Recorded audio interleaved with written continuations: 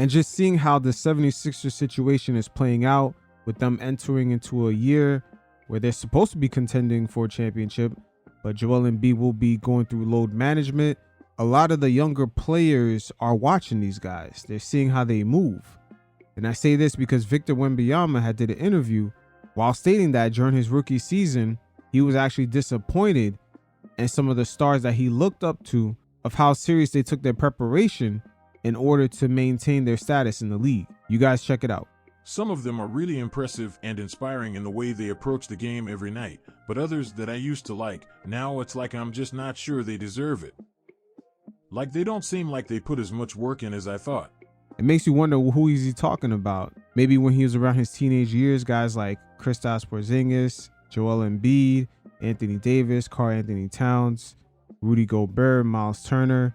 These are guys that he possibly could have looked up to. They play the same position as him, and a lot of them are stretch bigs.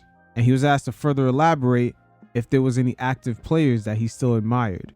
Some of the guys I've been watching growing up, I'm not disappointed, but I'm like, arg. That's it?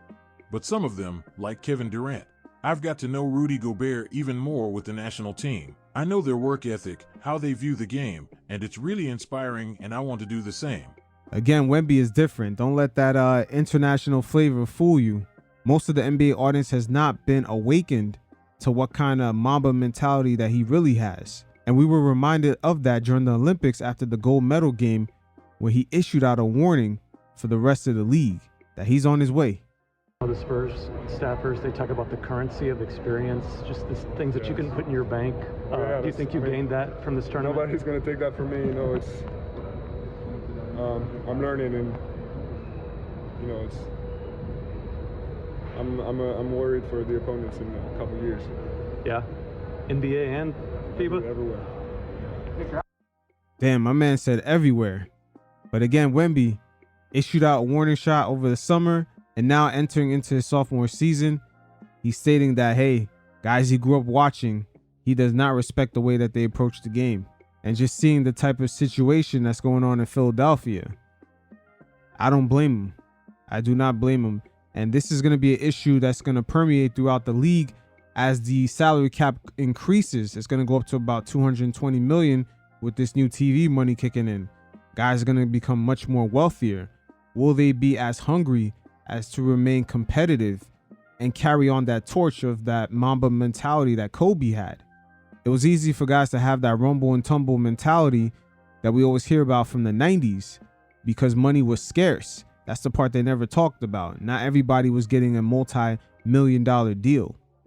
Some of the largest players like Magic Johnson signed a 10-year deal for just like $1 million a year. Same thing for Scottie Pippen. So guys didn't necessarily have their feet kicked up with multiple millions of dollars in the bank. The league a decade before was on the verge of bankruptcy. But fast forward today, times are a lot different. You got streaming companies, tech companies, the gambling aspect, and a lot of the off-court endorsement possibilities due to social media. So this is going to be something that's going to permeate throughout the league, how they can keep these guys competitive. But Wemby already has that built in him for the new generation coming up. But we'll see. Wemby might be restoring the shit-talking aspect of the NBA that a lot of us still love.